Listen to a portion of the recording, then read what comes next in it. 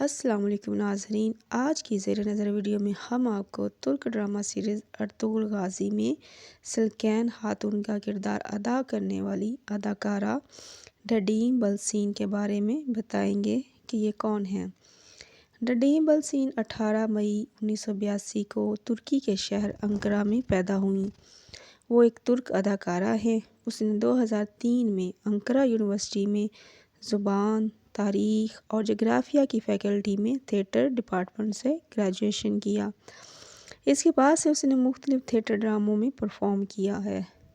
اس نے بہت سی فلموں اور ٹی وی سیریز میں بھی اداکاری کی ہے، لیکن ان کی وجہ شہرت ارطغرل غازی ڈرامہ میں سلکین خاتون کا کردار ادا کرنے کی وجہ سے ملی۔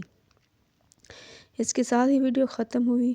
اگر آپ کو ہماری ویڈیو پسند آئی ہو تو ویڈیو کو لائک کریں، شیئر کریں اور سبسکرائب کریں۔